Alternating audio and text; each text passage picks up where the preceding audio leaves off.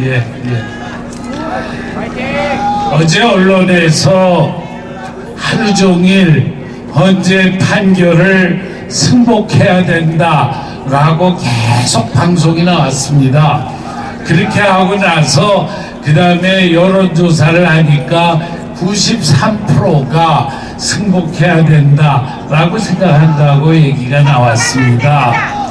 그런데요, 저는 대한민국에 여전히 7%에 승복해서는 안 된다는 사람들이 있는 것에 대해서 안도를 하고 있습니다. 여러분, 우리가 이 판결 앞에서 침묵하면 우리나라는 위헌과 위법이 판치는 세상이 됩니다. 우리는 절대로 침묵할 수가 없습니다. 헌재가 잘못 판단하면 국민의 거센 저항과 반발이 있다는 것을 우리가 분명히 보여주어야 합니다. 여러분, 그럴 때만 대한민국의 민주주의가 지켜질 수 있습니다. 이번 사건은 무슨 사건이냐?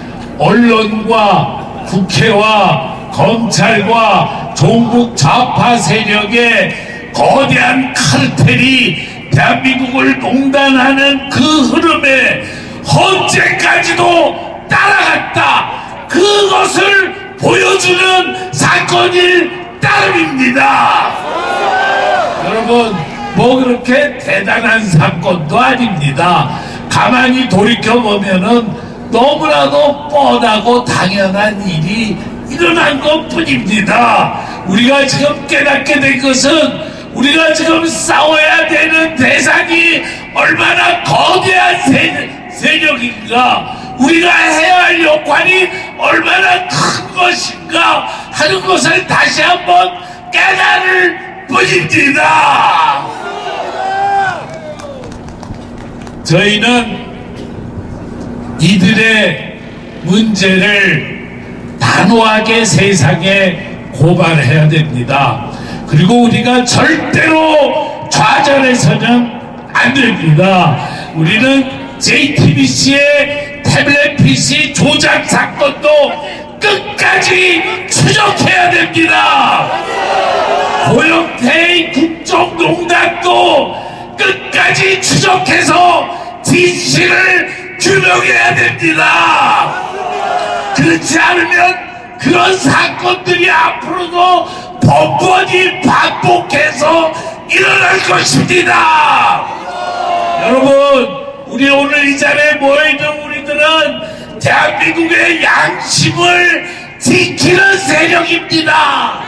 정의를 지키는 세력입니다. 여러분, 우리가 무너지면 대한민국에 아무것도 없습니다.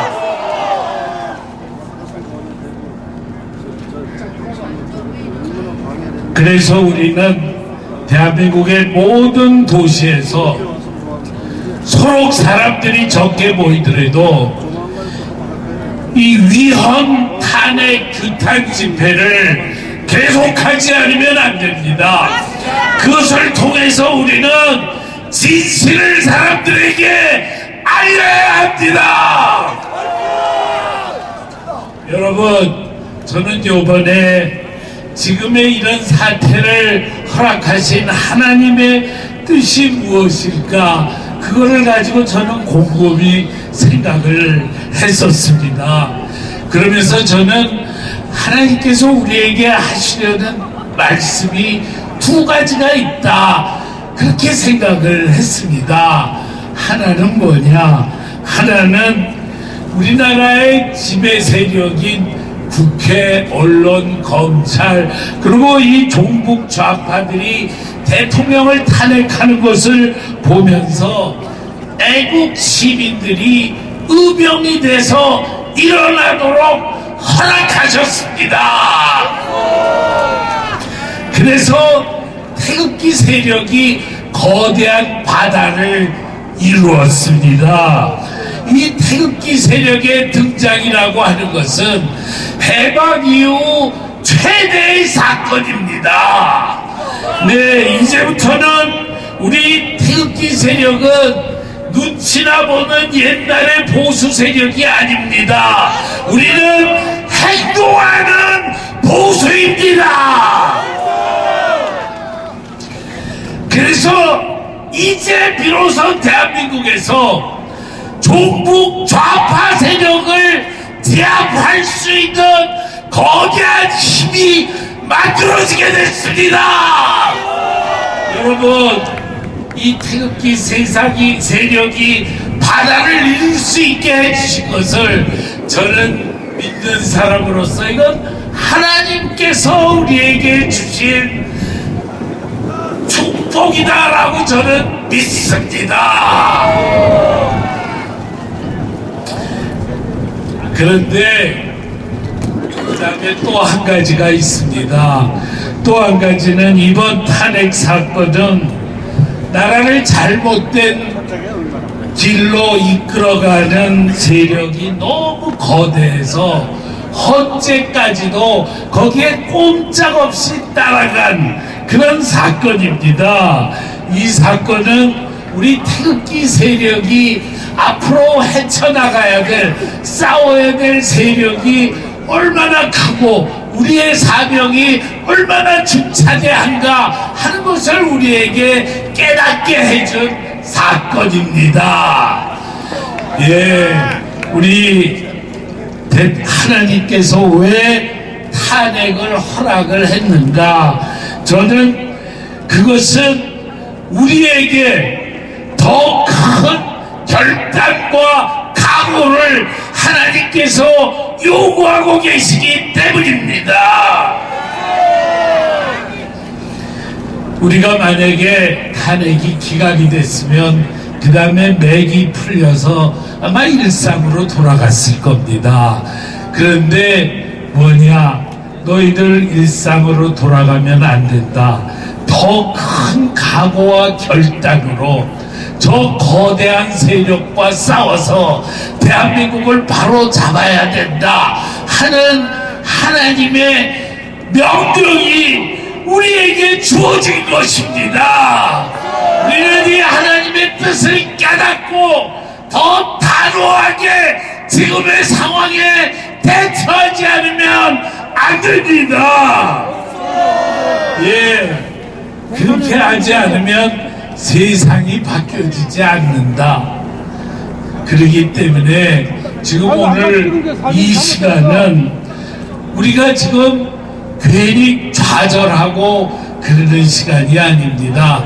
하나님의 준엄한 명령을 우리가 받아서 결단하는 시간입니다.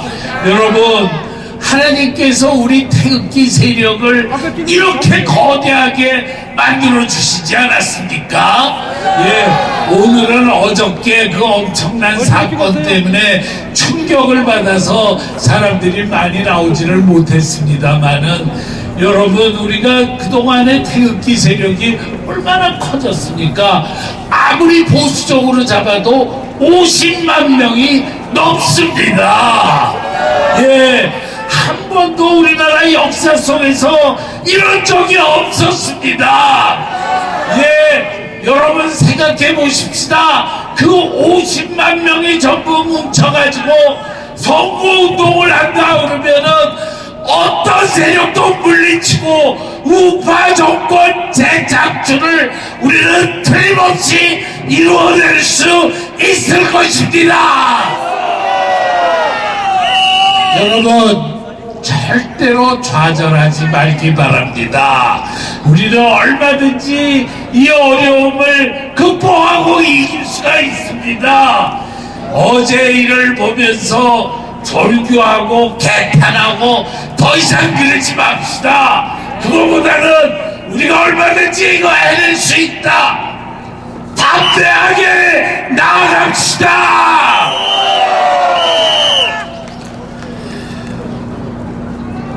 저는 이번에 나라 사랑을 우리가 너무 쉽게 했다, 그렇게 생각을 했습니다.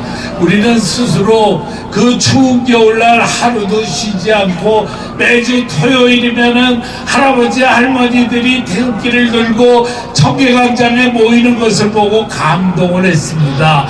야, 저분들의 욕심을 높이 치하하고 그랬습니다. 그런데요, 사실은 우리는 아직도 멀었습니다. 우리 선조들을 생각을 해보십시다. 저 임진왜란 때 의병으로 일어나서 그 약한 별거 아닌 무기를 가지고 왜군과 싸우다 죽으신 많은 우리 선조들이 있습니다. 6.25 때 학도병으로 그렇게 해가지고 인민군과 맞서 싸우다가 돌아가신 많은 선조들이 있습니다. 여러분, 나라 사랑은 그렇게 많은 희생을 필요로 합니다. 우리는